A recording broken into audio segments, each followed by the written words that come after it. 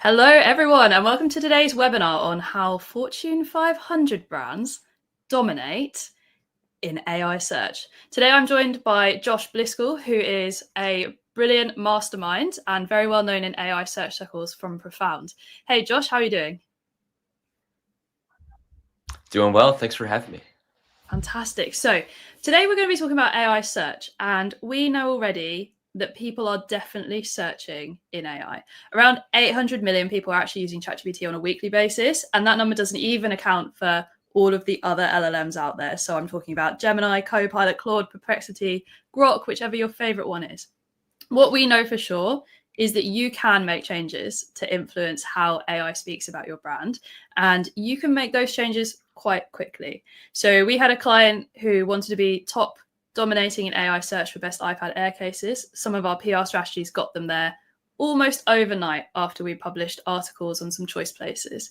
We were also working with a client in the finance sector who they figured out there was a lot of negative sentiment around their pricing. They made some changes, restructured some of that, removed a registration fee, and we saw AI shift a couple of weeks later to be much more positive about how they price, about their business in general.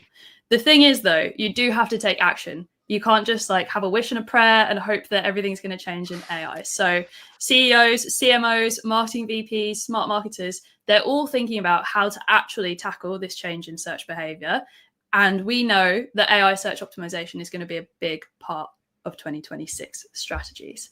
So just a refresh, I'm Charlie, CEO at Exposure Ninja. We're a search marketing agency specializing in SEO and AI search, and I have the absolute privilege of speaking internationally on AI search, as does Josh, who is a full-time strategist and researcher at Profound, which is an enterprise level AI tracking platform. And Josh has been the brains behind researching many fantastic strategies being used by Fortune 500 brands to defend and grow their visibility in AI answers. I'm so excited to finally get to pick your brains, Josh.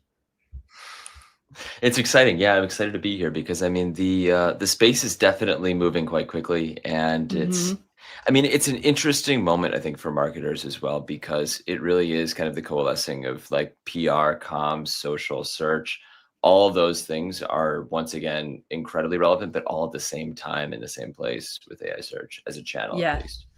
It's an incredible shift. I think it's the biggest shift we've really seen in online marketing for quite some time. I feel like it exploded onto the scene. And now 2025 is the year where marketers everywhere are thinking, okay, what are we doing about this? I guess my first question for you, though, Josh, is Fortune 500 brands, do they have an upper hand in dominating AI search results, or is it all just luck? Well, I think they do. I think inherently Fortune 500 brands have the opportunity to leverage a lot of the training data about them in answer engines, which normally when we're thinking about answer engine optimization, we actually don't worry about training data too much. But the beautiful thing is that you kind of have this basis of information that, yes, it is a blessing. It can be a curse at times if you're trying to rebrand or drastically change what it is your company's known for. It is interesting to see, like, for tons of Fortune 500s, there'll be like articles from 2018 pulling through. But for the most part, if your company is telling the same consistent story the same way, continuing to release products that are aligned with your products, which most companies are, yeah, it's really interesting because you have this opportunity to lever up and use your content, your total content org, your content engineering org, your pillars of content to really hypercharge and start ramping up that flywheel of content specifically for AEO, really refactoring, optimizing, and thinking about, okay, we might have this library. I was looking for the word library of content. What do we do to make it really, really impactful and hyper specific and hyper specialized for answer engines and AI search? So I think it's also a disruptors market too, but I think it's interesting for Fortune 500s. I think a lot of people listening are going to find it quite scary when you say things like AI is referencing their articles from 2018, particularly if there's been people in corporate level roles, SLT level roles, marketing VP roles, trying to shift some of that positioning and narrative about their businesses or about specific products or services. How much of a danger is that going to be? Is it always the case that AI looks back through like their whole database, or can they actually make changes that are going to shift that narrative now?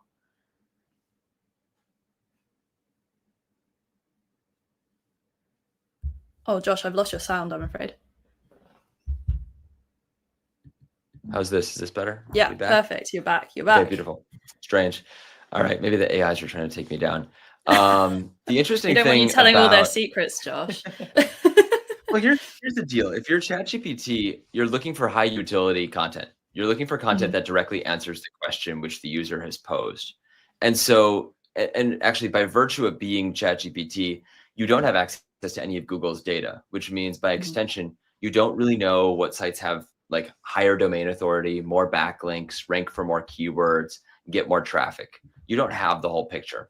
All you really have is a list of web pages, and you're going to pick the web page that you think has or contains the best answer to the specific question.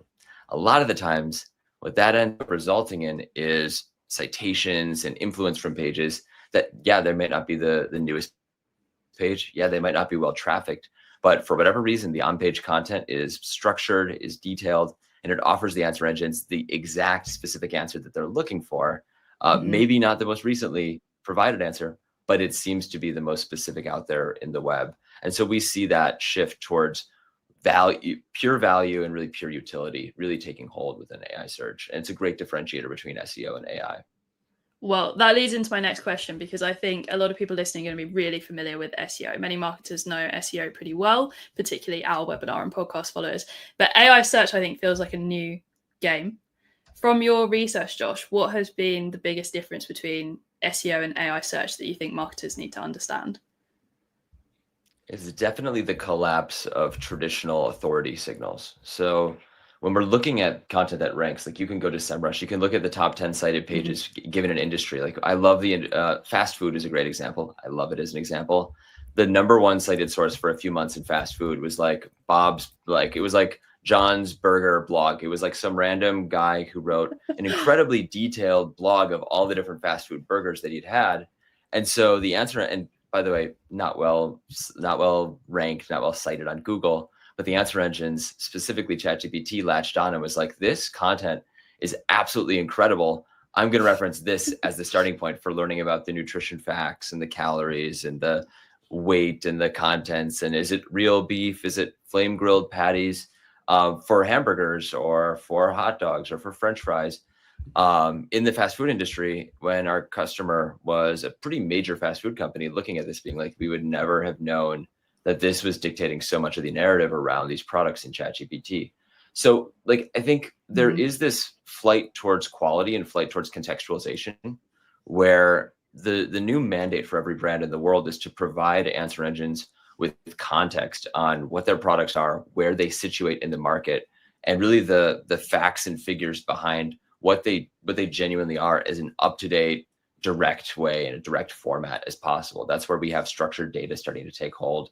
That's where we have HTML tables being a really important messaging signal. That's where we have dates in the title tag or even in the first few hundred characters of the content really being important. And you're going to say like, yeah, are those fundamentally similar tactics to what we do in SEO? Absolutely. Those are similar things. The way I contextualize that though is that, you know, at the core, we are using the same muscle groups. We're still playing with the same units, right? URL slugs are still important. Title tags are still important. Meta descriptions, they're actually less important in SEO, more important in AEO, but they're still units that we use, but we're doing different exercises with those same muscle groups now. We're using those muscle groups in a different way to optimize for a different outcome. And there's some really cool plays you can make with answer engine optimization we can get into. Yeah, we can get super granular in time. Exciting.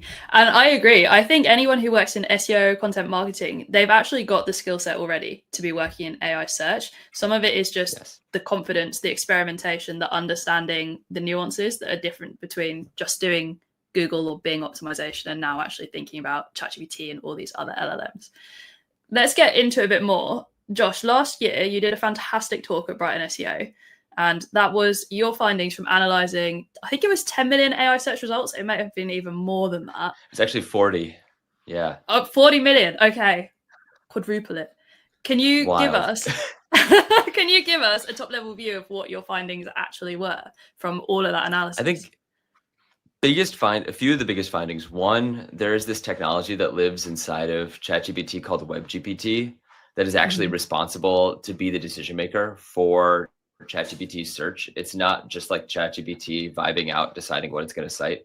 It's actually, so when you pass your query into ChatGPT, imagine like a 10-paragraph query. ChatGPT reads in that 10-paragraph query and is like, all right, let me restructure that 10-paragraph query into like 5 to 10 keywords and pass that over to my search API, which is the actual thing that searches and scans the SERPs.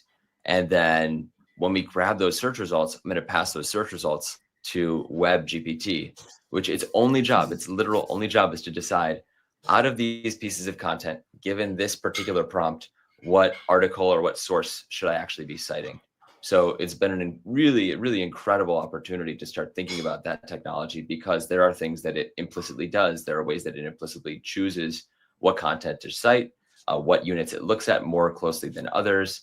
I'm going to go with like 3 main insights. The second deal is that listicle and comparative content was the most cited type of content, period, in the world within AI search. So that was 32.9% of all content was listicle and comparative content. Wow. Blog content was sitting in second place at 9%. So the bend towards comparative listicle content within answer engines was absolutely incredible then. I know this will be maybe a little bit of an inside scoop for the audience here. That percentage for listicle comparative content, I'm about to go to Brighton next week, is down to 25%, but it is still the largest share of content. Blog content went up to 12%. So we're starting to see the field narrow a little bit there, but it is still pretty disparate. I think the other thing that we found that was really interesting was Reddit was starting to become relatively important in AI search. So Reddit was really starting to make its first kind of nascent steps in being quite relevant as a channel play within the area of AI search, which really brings the social teams, aboard, and we have to start thinking about what we're going to do with Reddit and how Reddit plays into those strategies. Yeah, I've seen so many studies where Reddit is absolutely huge in terms of the number of citations that it actually makes about businesses. And I think a lot of the time businesses don't even realize, because in many cases, they haven't actually been able to try and control conversations in Reddit. It's not been part of the social strategy. They've been focusing on Instagram, TikTok, wherever else. And then suddenly there's all these like messages, forums about their products or their services. And then now they're seeing that come up in AI search more. I think there is almost a bit of a panic mode about bringing that into the strategy. I bet Reddit are very pleased with themselves at the moment. I think it's an exciting moment.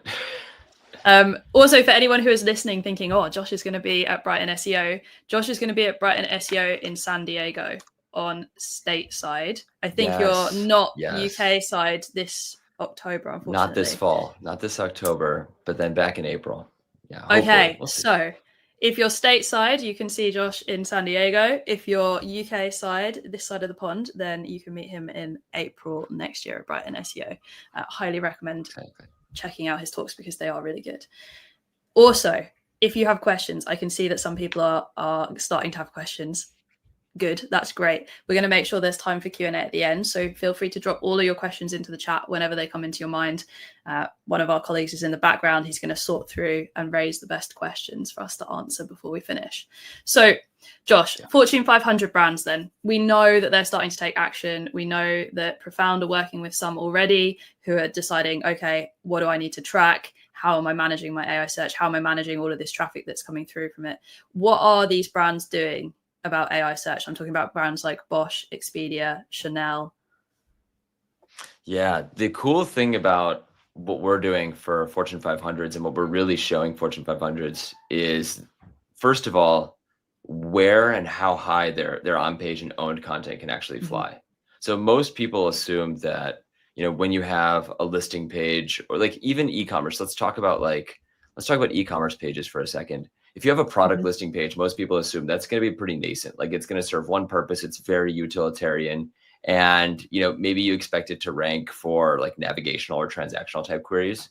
Mm-hmm. But we know within answer engine search and AI search that people are asking informational questions, and we need to contextualize our products early and frequently and in a quite detailed way to try to get those products in the consideration set at the onset. So one of the things that I think is most interesting is really starting to add rich detail and machine readable context to listing pages or product pages.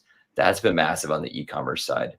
If we think about brands that publish a lot of content, it really comes down to thinking about our partnerships and there's a few things. One, does our informational content work in a way that's structured for answer engine pickup? So if we're going to describe an industry, can we describe that industry in a way, or a space or an industry, a topic, in a way that offers many different types of answers, many different FAQs. Obviously, FAQ schema is a normal, natural thing that we're going to think about when we're releasing blog content or releasing FAQ schema has kind of taken the world by storm in the last like 5-10 years. But when we're thinking about the kind of content we're creating, can we go further than just a few random FAQs? Can we kind of hyper contextualize those to be semantic prompts, or using rich prompt examples in our content, in our H2s, asking full questions? I think a lot of it is really bringing out like semantic search and semantic HTML as well. So thinking about our on-site technical implementation, things like JavaScript. JavaScript is not viewable by answer engines. So it's absolutely insane when you go to a company and they're like, we're pouring so many resources into a blog or onto this on-page experience, and you block JavaScript, you reload the page, and the whole thing is blank. And that's the experience the answer engine will see right now. So you got the smartest people in the world. They've made these incredible AI systems, and the scraping stops at JavaScript. It's really only looking at the on-page HTML. So site structure is just as important as ever. I think really thinking about the structure of your content, though, I think that's quite underrated. So really thinking about the semantic chunking behind things, really thinking about the way that you're going to be building out that point, saying, okay, what's the average rent in San Francisco? The average rent in San Francisco is $2,700 for a studio, $3,400 for a 1-bedroom, and $3,900 for a 2-bedroom. And that's increased 7% year on year. That's infinitely better than, in many, San Francisco has many neighborhoods. There are so many great places to rent from, and the different rental prices across San Francisco, like the amount of intros I've seen that start with like in a world of, or across the world, or there are many things. It's like, we really are thinking about shifting from telling narrative stories to trying to convey key pieces of information to these AI systems, which are crawling. It's kind of like just not being around the bush in what you're saying. Going back to your point about e-commerce, I saw a fantastic analysis today about how different personas, different customer personas buy different headphone types.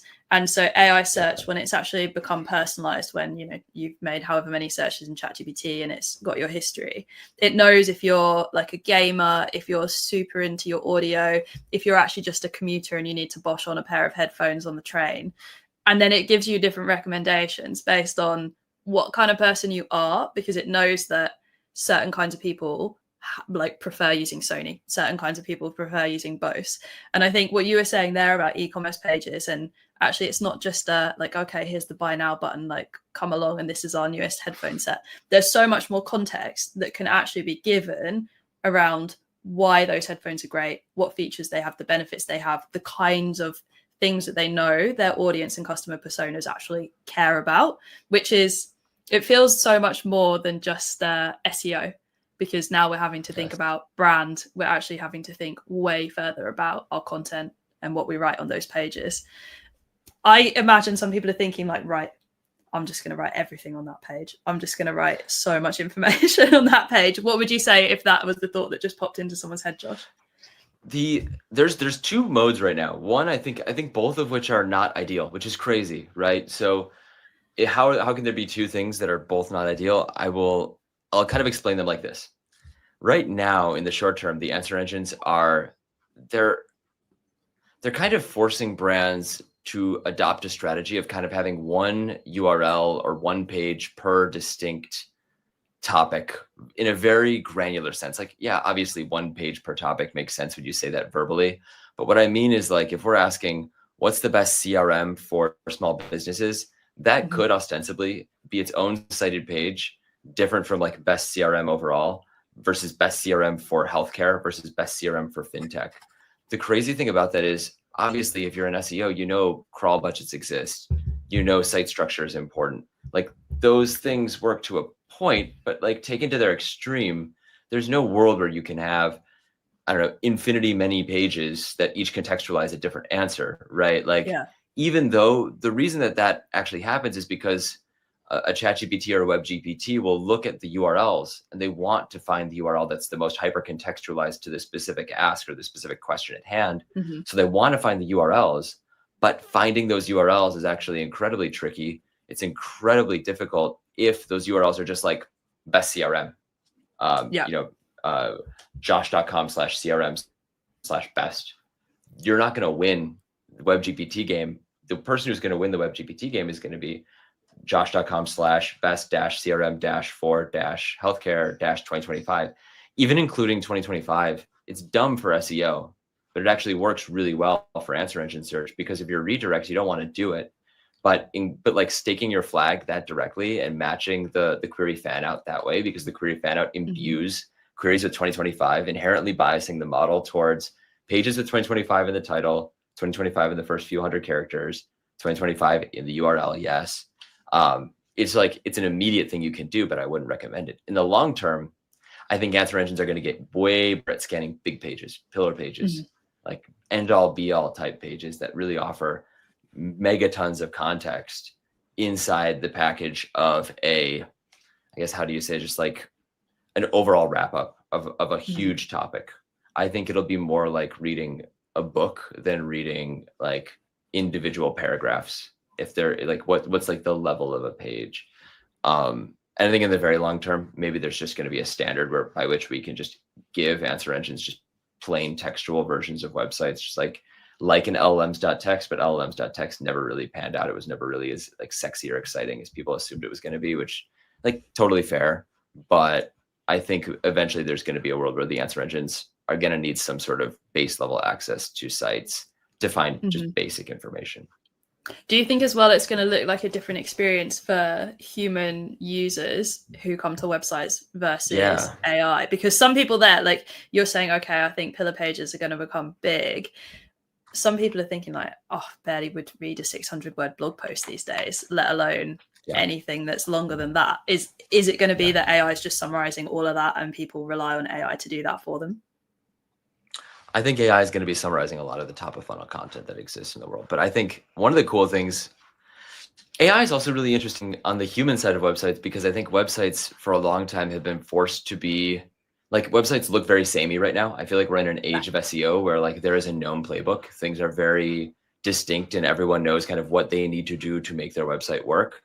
I think AI presents an interesting opportunity to make websites kind of weird again, to make websites really, the front end of the website should be like a functional human experience, more artistic than you would assume. Like I was working with an interior design company, and they had like a chair that was shaped like cheese, and their like URL was, the blog URL was like, architecturecompany.com/blog/cheese. And they're like, why is this not getting picked up for like chair designs? And I'm like, yeah, it's sending all the wrong signals. It's a really cool web page too, but it's not going to work. I think there is a world where the raw information should be easily accessible to the answer engines, like a two-level highway. Raw information, boring, business in the front, but then on the top, party in the back, 100%. Let's have websites that are artistic, that are weirdly interactive, that are not necessarily easily parsable by machines, because we have this whole machine layer existing at the bottom, like almost like just like a Word document, basically, of context. Maybe it's slightly more interactive. Maybe you can parse through it. But I believe that very strongly, that like we do have this opportunity. Now, whether we choose to take it, I don't know if we choose to take it, but I think it could be a very welcome change, at least in the web dev and web optimization world. I'm sure web devs would love to be doing something a bit different from the kinds of site structures that they do at the moment. The thing that I think will be big here is there will be certain kinds of businesses who want to have fun with their websites in that way. And there will be kinds of businesses who just don't, where that just isn't the vibe that they're going for as well. So it's interesting that you say you think there could almost be like a two-part of a website, so that would allow that like portfolio fun type of front end for the kinds of websites. Actually, a lot of things in the marketing sector, like social media agencies, social media companies, architects, anything visual, I feel like that would appeal quite a lot. And then there's like the nitty gritty stuff where I think like people are thinking that, no, it's a SaaS product, and like it's just going to be what it is. We're just going to try and get people to buy it. Thinking about that kind of thing though, Chanel is a really interesting Fortune 500 brand in that they dominate quite heavily in pretty much anything to do with like latest fashion trends, third-party coverage everywhere. They do so much PR, and they also have owned editorial. They have like a whole heritage of storytelling that they can do as well. If you were a brand that doesn't have that, what would you do? I think it's going to be about telling that story as many times and in as many places as you can. Like your brand story and your product story and your reason for existing is that's the raw material. That's the ephemera of what makes your brand yours. And whether or not it exists on the web is going to be the critical factor for AEO. Like I think it literally, like, you could graph like the number of kilobytes of information that exist about a brand online probably at some level correlates to the AEO performance of that brand in a raw sense. I would bet you there's like some basic correlation there. There's ways to, obviously, that's like the most like brute forced way to do it. But I think that's the practice of answer engine optimization, is to make the most out of the fewest kilobytes, to like literally like hit the dart on the bullseye every single time.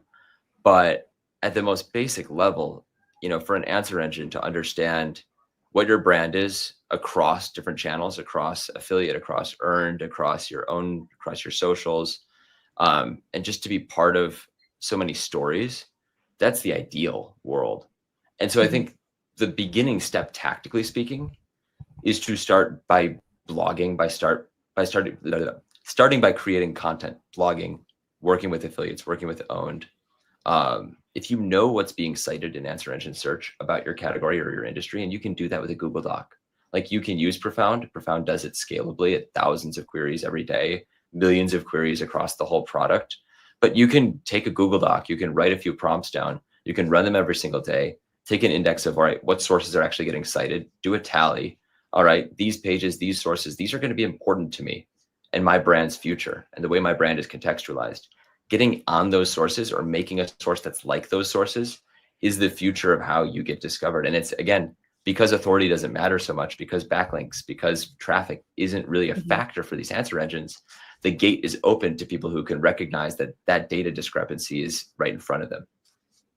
I also think this is a pretty exciting time in terms of what we know as like SEO link building, which is what I would think of really as more of an early 2000s way of building links. Like, you were really focused on getting a hyperlink. You tried to point it to a specific page on your site.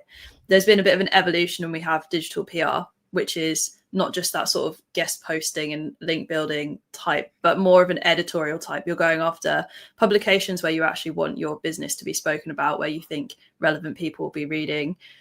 If you've been doing that already, you're probably already going to start to see yourself doing well. This is almost the next evolution of that for AI search, where actually now we're talking about citation building, and not in the same way. You don't have to go and get like the direct hyperlink anymore, right? Because you've got so much more context. AI can read so much more context about what's going on in the brand. But I think it's a great shift in the sense that PR has been quite scattergun. Like, let's just like go after all of the publications that we can go after that are sort of related to our niche. Citation building, when you've got a tool like Profound, or like you say, if you're just doing it on a very small scale, making some searches, seeing what's gets cited, tracking it in a spreadsheet the manual way, it actually gives you a strategy behind what you're doing on your PR function, which I think is huge, because then you don't have to have bazillions in budget for doing PR. You can actually be very focused about the kinds of places you want to be published in. And Josh, how influential do you think third-party publications are, this kind of PR or citation building we're talking about? Yeah, compared to, I was going to say, on-site. Bigger than on-site? It's different. It's different. All right, on-site is always your fortress, right? So on-site is the place that you control. The thing about PR is that the sources that are being cited by the answer engines are changing constantly. Anything earned, anything outside of your site, what we're seeing right now for like Reddit's, for even, or I'm going to mention Wikipedia as earned. That's insane, but it is true. Your Reddit's, your Wikipedias, you can call them UGC, you can call them earned. We're going to, we are continuing to, but we're going to continue to see tons of volatility in those sources as we figure out where their role is and how they play a role in answer engine search. Reddit's up 80-something% in the last month. Wikipedia is up 67% in terms of citations in the last month. The important part of all of this is that they're like different media orgs and different earned media plays. They're each going to be their own fair weather golfer for their period of time. Like, there's going to be months where certain, publications are doing great, And then another publication will come out with a higher utility piece of content or a better listicle or a better comparison or a better write-up or a better review. And you're going to want to move or shift in time. You don't have to do it on a month to month. It's not like, binary 1-0, but that race is not really won yet. There isn't really a place to stake your flag. If you don't have the agility and you want to just kind of one and done kind of set it up in the immediate environment right now, you can't do that. With the owned environment, you can start building up a fortress. You can start laying bricks. You can start putting the mortar down, building a wall around yourself and starting to think, okay, how do we contextualize our brand? Because at least our brand is known for doing XYZ product or service. And when the answer engine looks for those things, it will hit our brand's website. So I think that's kind of how I'm thinking about it. There's a little bit of like wasteland versus what's controlled. But 80% of the world is earned. Still, earned makes up a lion's share of everything that's going on, right? So it is like the value trade-off of like prevalence versus control. You have something that's 20% of everything, super controllable, versus something that's 80% of everything, but kind of wild environment, totally crazy ecosystem. And how much volatility have you seen with the kinds of brands and publishers that get cited in AI? Do you see that change often? Because you've spoken about Wikipedia, Reddit, they're pretty staple, but is there movement with the other stuff? On a page by page level, it's right around 50% turnover a month in terms of the citations. Okay, huge. So 50% in just raw terms of citations will move to another page the next month. And so in reality, what that actually means is that 50% of someone else's citations will go to 50% of US News' citations will go to Time, but then 50% of Times will go to Forbes and 50% of Forbes will go to Business Insider. So everyone's kind of we're all playing musical chairs with the citations. Everyone's kind of shifting around all the time, but that volatility is shifting. Those citations are absolutely shifting. So the sands are really uneven.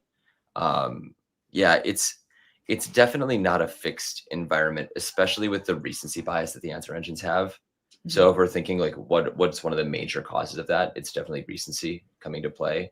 It's just it's really underrated. If you wanted, I don't really have any better word to describe the factor of recency in answer engine search than just being massively underrated as a cause for seeing shifts. And so I guess what advice would you have for businesses who are thinking oh my goodness, how do I start actually breaking into these conversations? They're thinking I need to get on this. Genuine agility is your best moat. Agility is the best moat. Accepting the speed of the space is actually something that will set you apart from your competitors. Saying, okay, this is crazy. This is nuts. We're going to make a few educated bets in this space and we're going to ride it out and we're going to see a lot of volatility and it's going to be okay. That's a top 1% mindset to have in answer engine optimization. The second thing is executing quickly. Saying, okay, we have a huge process for content. We have a huge content backlog. Let's sneak in a blog post. Let's do one experiment. Let's do 2 experiments. Let's launch a Wikipedia page. Let's push something through to move the needle a little bit. The number one factor, whether or not someone's going to be successful and profound, I'll tell you right now, is that first experiment. If you can do your first experiment, which my job is to enable people to do those first experiments. So I would say 90% of our customers are successful in doing those experiments and getting some really cool results. I think the other 10%, really it's about process and getting over process and jumping over that hedge and getting around the content team or getting around the PR team. We can get some of those experiments through. You're going to see a tangible gain in your visibility. You're going to want to do another experiment. You're going to want to test A/B across 2 different things, 2 different blog properties. But I also think if you're thinking about moats and you're thinking about what really sets you apart, it's also kind of dispelling with the necessity of certainty. It's really annoying to say. I mean, I was an SEO early on. And so I know sitting in this chair, I would have hated what I'm about to say, which is that being certain about anything right now is a luxury we really can't afford. It's something we really can't do in AI search. And so the kind of old way of running a test in SEO, rerunning it, being really sure before we want to jump in on a certain keyword strategy or before we want to jump in on creating a pillar page or something, kind of has to take a backseat to the momentum of the space and the importance of exerting some sort of pressure in this environment or this ecosystem. We just have to exert our brand power. We have to literally move our massive limbs, steer the Titanic. That is the most important part of it. Josh, can you explain what a moat is for anyone who's not familiar with the concept as well? Yeah, I mean, a moat is going to be your competitive advantage, at least in this space. It's the thing that you're going to be doing that the competitors won't be doing. Okay. So when I say agility is your moat, it's agility is what'll set you apart. Okay. I guess what a lot of people are thinking now is, wow, I've got to get this past my board. I've got to get this idea past my senior leadership. I've got to get it past CEO, whichever senior stakeholders. And some of that pitch is going to be really difficult to make because they're saying, I don't know for definite that this is going to work. We need to do some experiments. What would you advise them to say to actually get that buy-in to start working on AI search? Because we know how important it is. Like, we as marketers know it, but actually communicating that to other levels in the business can be really difficult. I mean, we know behaviorally that we have a bunch of different cool stats. We're going to release a survey about this soon, which is just like we surveyed like 2,700 American shoppers on how they use AI in shopping. I can give you a few examples of things that, like, I'll start with the most boring, granular, tactical thing, which might actually be cool for the listeners. Like it depends on the audience, but one of the things that, like, if you're facing someone who's like, we don't want to test things on the site, we're worried about the site. Well, we can no index, or we can block certain search engine crawlers from seeing certain pages. And we can ideally have answer engine crawlers only access the page. We can get pages indexed only by answer engines. Now that depends because ChatGPT, now the rumors that ChatGPT is using SERP API, which is really interesting, but maybe that means that you do have to have it indexed on traditional search engines. But if you're looking at Perplexity or Gemini or a Microsoft Copilot, there are things we can do, right? So if we're thinking about alternative strategies, just to show some citations in those spaces, hey, we de-indexed it on Google, but we made sure it was indexed on Bing, and we got tons of citations from Microsoft Copilot. Maybe that builds in some momentum to say, well, look at this, like, we're influencing one answer engine. Let's start extending that strategy. If you're dealing with a situation where there's just not buy-in or belief that answer engine optimization or AI search is happening, we know that 80% of people who bought something basically using an answer engine at some point attributed more than half of their decision-making to AI search. So when people are buying things, looking at things, using AI to do it, they're doing it in a massive way. We also know that of shoppers who are using AI search in general, just like people who use ChatGPT and have looked up products about it, they basically self-reported that 63% of their decision-making was actually made by these AI search models. We have other data and stats. Forrester released a great study. 90% of B2B buyers have consulted AI search at some point during the buying journey. 6 in 10 consumers are using AI search. I mean, we know that entire user journeys are happening in these platforms. And the really broken part is that the attribution loop is just not there to show it. But it's like, this is really like TikTok in 2018 or social in the early 2010s. It's a big deal. I have to say, I'm impressed with your ability to remember these figures and reel them off like that. This is my life. This is what I do. I also think, though, like, it's true how many of us have actually spent time on ChatGPT or an LLM when making a purchasing decision. Like, if we actually analyzed or thought about our own purchasing decisions, we probably rely on LLMs a little more than we would like to admit, compared to if you think about how you were buying products 3 years ago. That in itself, if you think in those terms, and then you think about those terms in relation to your business, it's quite easy to start making the connection of like, oh wow, like these habits really are shifting for us. Well, here's the user modality, right? You find the thing you want to buy in ChatGPT, you copy the name of that thing, you open a new tab, you paste it in Google, you go and buy the thing. And so everyone is attributing that as just direct traffic. Oh, I guess direct traffic is all right, cool. We're getting a lot of direct traffic. We're getting a lot of search engine traffic.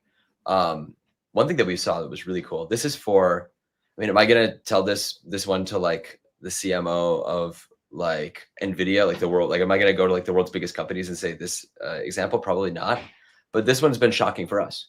In our "How did you hear about us" form, this is so benign. It sounds so obvious. We added ChatGPT, and we've recommended some customers do that as well. We've been so surprised. It has been upwards of 10, 15% of leads coming in are saying ChatGPT. When our sales team hops on, we're like, all right, what prompts? And the interesting thing about that is that when we're having that conversation, not the user, when the customer or the prospect or the potentially profound user is like, yeah, I found you through ChatGPT, they'll pull up the actual conversation that they had where we showed up, And we get I to love learn, that. like, okay, this is how someone found it. It's a cool thing to do. It's a cool thing for the sales team to do. It's been massively helpful for us. We actually just love it. It helps us inform what we're going to track in Profound as well. We have also added this to our form, like the how did you find us form, when people contact us, and are also seeing ChatGPT coming through. So I think it's pretty common. If you haven't added that and you are a service-based business, definitely add it to the form, because you'd be surprised how many people actually come that way that isn't necessarily in your referral traffic, in your analytics reporting that you're using. Josh, you also mentioned that you support businesses to do like a first experiment if they're sort of dipping their toe into the waters of AI search. They're trying to figure out how to use Profound, how to get tracking, what they even need to be tracking. Do you have some examples you can share of the kinds of experiments that you've done? Yeah, absolutely. Let me think. You There's don't some have to really cool name ones. them. Like, not gonna name them. Yeah, that's what I'm debating in my head. I'm like naming. So I'll give you an example. We were working with a company that does professional and corporate training, and they do it with AI agents. And they had 3% visibility. I wish I could show the graph. It would be really cool. I could screen share into the product, but you'll have to just picture a graph at 3% out of 100. That's their AI visibility for that specific topic, right? Yeah, very small, lots of room to grow. They really did not do any blogging, really no blogging. It's a new company. Really focused on like product pages, services pages, about us, contact, careers. Like that was the extent of the site, with a really flashy like video as the header. Awesome, cool, respect it. But we need to have context. We need to have data on the platform. So we run a few prompts. We see that they're at that 3%. And the recommendation there is, just because all of their competitors have large libraries of content, really contextualizing the product, what's the best corporate training that uses AI agents? Best AI agents for corporate training. All of the major competitors in that space are answering those questions, either through dedicated pages or FAQ schema or FAQs, just like all littered throughout the blog content, whatever they're doing. So we recommended and built a single piece of content. Just one, we like to keep it simple. One piece of content, best corporate training 2025. We released it on August 19th, and their visibility went from 3% to 39% within a week. Wow. Putting them in the top 4 within that industry. They were in like position 17 at that point, earlier on. And then with the citation share, which is how often they're influencing and being used as answers, they were at 0.3% citation share. So it was really only hitting their homepage. We brought them up to 11% citation share. That was also just completely astounding as well. So we saw more than, I don't know, that's like a 30x on the citation share front. It was really, really compelling, and it was exciting to be able to share that success with them. It was literally, again, one blog post, literally one URL change. That's on absolutely the website. incredible. What an incredible result. But also, that's not uncommon, by the way. That's like the recent one. It's one blog post, but also a lot of thinking goes into, what are we actually going to target here? What are we going to write? Oh my God. Yeah, I mean, that's where the work comes. That's the manifestation of probably like 20 hours of work for that one blog post. Really, like, it is like playing darts. Like, people are like, well, AEO and SEO, the tactics are so similar. I like to clap back with this, which is that, like, the tactics at the base level are so similar, sure, but it is not it's not search engine good enough. It's not answer engine good enough.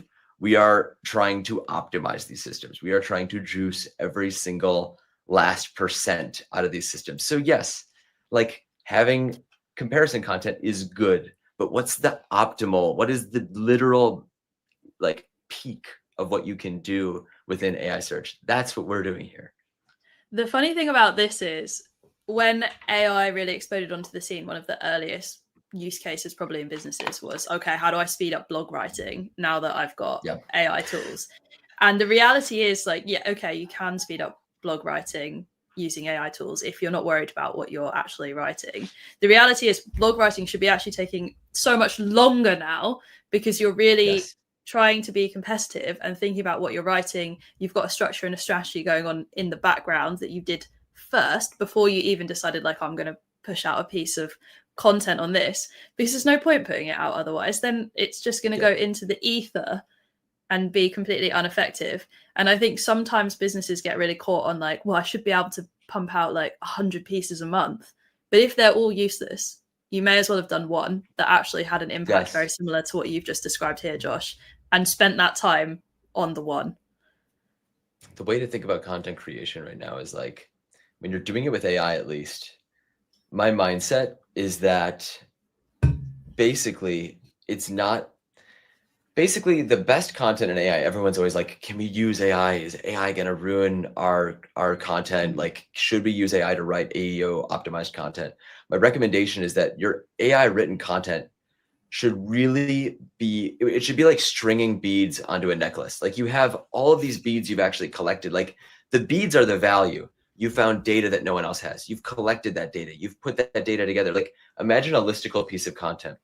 To do a really good listicle comparison content of the best CRM, you should really do some research into all of Salesforce's offerings, all of HubSpot's offerings, all of Zoho's offerings, how they stack up, what are the different pricing tiers, how many seats, what does each tier come with, what kind of support does it have, combining all of those things, looking at them in an opinionated way, thinking about like taking all the, like, I'm literally going to keep using the example of beads, taking all of these little data beads, all these data points, giving them to an AI and say, okay, I did the hard work of putting all these beads in one place.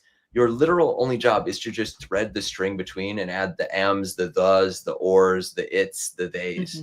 That's your job. Fill the narrative out. But the piece of content and the value and the structure should have been there the whole time. The real problem we run into is when people want to have the co-pilot or the flight attendant fly the plane. That's not good. We have to be the pilots. That's everyone's, I mean, like, we say that all the time in AI, everyone kind of knows that, but really take that to heart. Like, AI is fine as long as you're flying the plane. Yeah, absolutely. And your point there about proprietary data as well, or just having something interesting that you're writing about, something that makes your piece different, is incredibly important. Actually, I love the Profound blog, and many of those posts are actually written by you personally, Josh, because that is exactly what you're doing. Like, you're doing proprietary research, you have interesting data, you're finding a good hook that people would actually want to read about that. But it is also adding something to the conversation about AI search, about whatever it is you've been specifically looking at. Let's get into tracking. Let's talk about what people can actually track in AI search. Tell me about the top things you can track in Profound and why people should be looking at them. The coolest thing you can track, the best, the most utilitarian, maybe they're all the same, maybe they're all different. One of the best things to track is referral traffic. Even if referral traffic is being crushed and destroyed and clicks are, it's like, you know, the philosophical question is like, we're in a zero-click future, but we're still all tracking referral traffic. Are we setting ourselves up for disappointment? I don't know. I'm not going to get in that war. That's a whole war in the world right now. Everyone's like, how do we track AI search? Yeah, it's a separate podcast. I could probably write a book on that. Referral traffic is still good though. Like, let's use it as a barometer. And really what that barometer tells us is how often we are showing up, even as that little chiclet within AI search, the literal number of inline links our website is getting in these search experiences, and forget how many people click them. Legitimately, forget the number of actual clicks. Just use it to understand kind of the magnitude. Because if we assume that 1% of people actually click the thing, but you're influencing or getting inline links in 99% of other situations, you're doing incredibly well, depending on what that referral traffic number is. Like, even if I built a personal website and I saw one referral traffic from AI search within the first like week or month, I'd be like, holy hell, that is awesome. That means I'm showing up in a bunch of different prompts and a bunch of different questions around the world. And now people are clicking through. That's cool. So like drastically expand what a single click from AI search means, first of all, but still track the referrals. I think secondly, it depends on what you're tracking, like branded questions. For branded questions, like, I don't know, the Google Pixel, like Google Pixel, how many megapixels is the Google Pixel camera? If you're a Fortune 500 and you just want to know, is Google Pixel's like help center being authoritative in that question? Citation share is the best thing to track then. Like, maybe I had this great example. I love this example. Converse, let's just say. Someone asks how to tie your shoes. Converse can work 24/7 to create listicle content and blog content. There will be no world where the answer engine says the first step of tying your shoes is to buy a pair of Converse All-Star sneakers. It's never going to happen. But if Converse cares about that query so much in AI search that they're like, you know what, forget the brand visibility. I want to show up as the inline link. I want to show up as the chiclet. We believe owning the little citation button on that query is so valuable that we're willing to influence that query without any expectation of brand visibility then you're on to track your citation share. For brand visibility, that's where you're going brand agnostic. What's the best this? Should I buy where do I get a great sweater for Christmas? Where do I get an ugly sweater? Where do I do this? Where do I do that? How do I do this? How do I do that? That's where you want your brand to start showing up and getting contextualized. And that's where visibility becomes your key KPI. The really annoying thing with AI search is that like, it's an influence channel. Like I've been debating for so long whether or not I should live for a week or a month and do like a video of just like, I'm going to live and let AI make all of my shopping decisions to illustrate just how interesting. Yeah. Right. Wouldn't that be crazy? Just to illustrate just how interesting that is. Like, I think I do it already. Like my wife is already kind of laughing at me of like, she's like, we need to go buy X. And I'm like, all right, let me go look for it. And she's like, ChatGPT, right? And I'm like, yes, it is. I just love using ChatGPT to find things. I think the trust factor for consumers, and you can ask a lot of consumers about this, there is kind of this like Reddit effect of like, it feels as trusted as Reddit, but is personalized as, you know, a unique kind of search result for you. And so it's combining those things. I think ads will be very interesting because I think they're going to erode that trust factor. So it depends where and how they want to do ads. But yeah, the question was on attribution and tracking, and we got all the way to talking about me wanting to buy things and living like a AI hermit. But referral traffic, citations, visibility, those are the best KPIs right now. Perfect. I actually think a LinkedIn video series of you living in that world where you just let AI make your decisions is what I'm here for. Right. I'm going to get us to Q&A because we're coming close to the end. We've got like way too many questions. So I think we're just going to pick out some of the top ones and have a look at those. So First one, do you know a rough percentage of tracking coming from AI versus traditional search to brand websites? Any kind of ballpark figure on this? I heard that AI traffic is still low, says this person. I'm gonna try to go quick and hit hard with these. I think it's between 2 to 5%. I think that's like, and that's like optimistic. I think for certain brands, if they're like, I don't know, if you're a plumber or like waste disposal or like different industrials, I know like we've worked with a few industrials. It's so low. It's like 0.2%. It depends how tech forward your market is also. Like we worked with a GPU company that rents cloud GPUs. It was like 10%. It was crazy. But that's their audience. Like that's their audience is using those AI engines much more. So it ranges, but like I would be 2% is fine. Great question. Thank you, Rena. Right. Next question for this quick fire round. This webinar is for Fortune 500s, but do you have any insights that you feel would apply to local businesses? Content that speaks to the locality is going to be key. So like everything I just said, but like literally giving local focused answers. What's the best hairstylist in Boston? Who's the best pet groomer in Charlotte, North Carolina? Like thinking about those kind of questions. If anything, they should actually be easier to win. Like you should actually be able to take everything I just said, but being more hyper specialized. Like the hard part about working with like, I don't know, a Nike is it's like, all right, who's your market? Well, everyone needs shoes, don't they? And it's like, yeah, that's cool. But like, all right. If I work with like a dog, my dream client is like dog groomer, Charlotte, North Carolina. We could do some we could like rock the world. It would be really cool. You do some fun stuff. Yeah. I mean, it's not authority based, so it'll be cool. Yeah. Right. Josh, you mentioned earlier that AI is changing usual authority signals. Is link building still going to be the main thing that you think needs to be done for authority? Or if not, what do you think it is going to be? Link building's not going anywhere. And people are like, there's this whole narrative that like all these AEO professionals are like link building's dead. All you need is like mentions in the text. Typically when you're mentioned, and that's good, like you can get by just by being mentioned in the text. But typically when you're going to get mentioned in a piece of text that you're going to like partner with or pay for, you're going to get that inline link anyway. Like my hierarchy of belief is that like an inline link in a brand mention is awesome. Best case scenario. We'd love that. The only thing that is like slightly more valuable now is just like a semantic mention of the brand without the inline link. There's actual value there for answer engines. You don't need the inline link anymore for answer engines, but it's obviously a good to have. But I think what people are missing the point on is like the semantic mention is more valuable. It doesn't take any value away from backlinks. I think backlinks still, just summarize that answer, backlinks are still, especially in traditional search, one of, if not the single best way to really build up an authoritative mode. I don't like, other than time and lots of effort and lots of content, nothing really attacks authority like a backlink.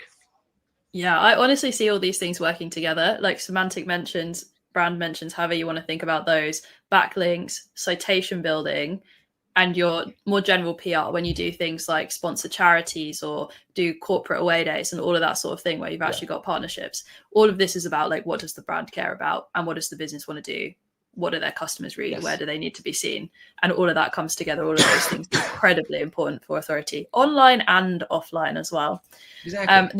This is a long one. The crux of it is ChatGPT. It uses different metrics to Perplexity, has its own way of functioning, right? So how can we optimize for all of these different LLMs if they're using different ways of working? This is a big question. So the different LLMs each are pulling from slightly different indexes and are using slightly different sources of truth. My perspective is that there's like 4 answer engines right now that are really important, and the rest are good, but like very situationally. My perspective is you've got your Google models, and they sit over in Google Camp. Like Camp Google is still using a lot of Google search stuff. It's actually nice because if you want to win an AI search in like Google AI overviews and Google Gemini, you can kind of play the Google game a little bit, at least like way more alignedly than you would a ChatGPT. So you've got your Googles over there. Google AI mode is the most weird of the Googles, actually. People don't assume that. They think Gemini would be the weirdest of the Googles. Google AI mode is actually stranger than Gemini in terms of its search. And then you've got your ChatGPTs, which are using like a third-party search provider. I would almost lump like Claude in with ChatGPT, even though Claude's using Brave. Claude's actually really unsophisticated. I'll give everyone the tip here.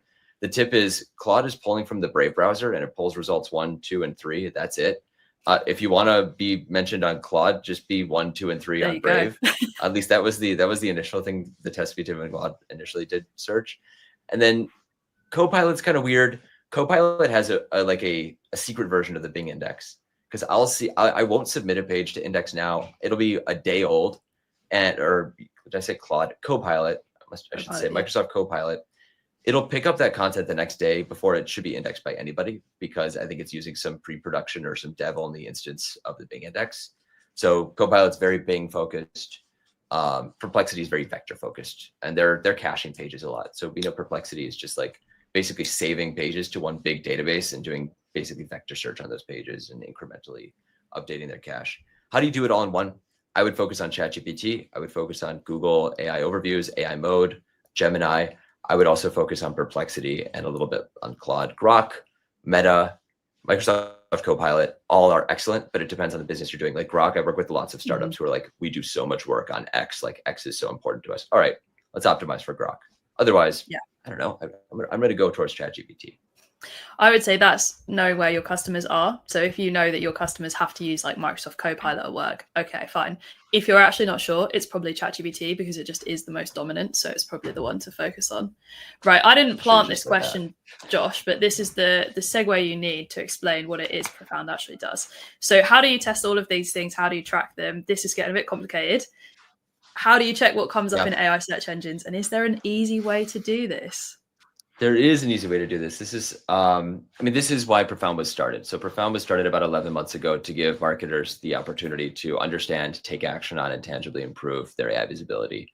So our job is to interrogate answer engines, ask them millions of questions to find out what sources are showing up, what brands are showing up. We can show you what prompts people are actually putting into the answer engines. We have the first data set of its kind that's actually prompt volume focused. So it's almost like keyword prospecting, but for prompts, which is crazy.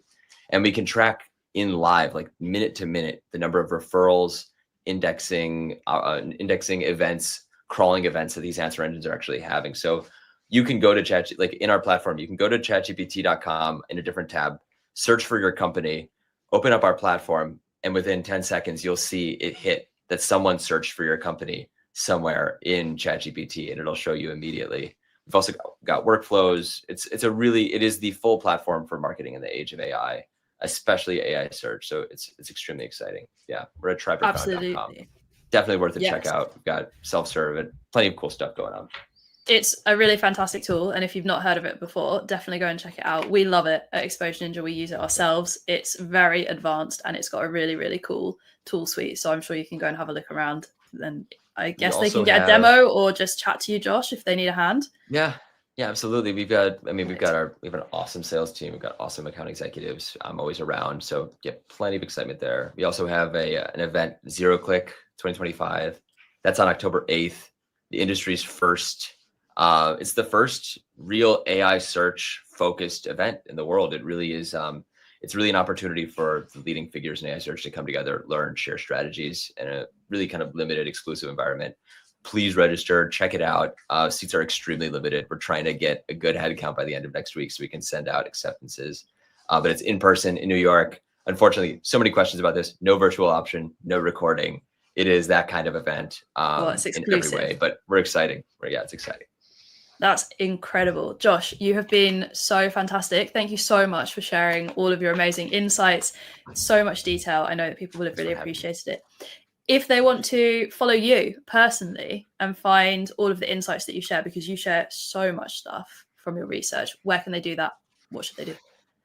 They can do that on LinkedIn. LinkedIn is my place. LinkedIn, Josh Blyskal. I think it's literally linkedin.com/Joshua Blyskal. I don't know, but I'm always on LinkedIn. It is the best place to see me. The best of my research goes out on LinkedIn.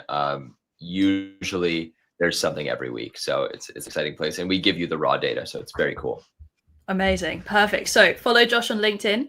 If you need an AI tracking tool, if you're thinking about where to get started, what you actually need to track, tryprofound.com is the place to go for that.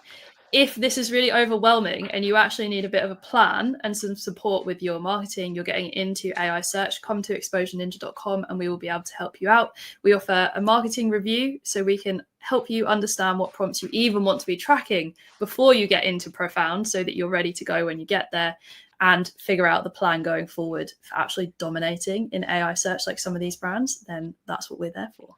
Amazing. Thank you so much, Josh. Thank you so much, everyone, for joining us today. All right.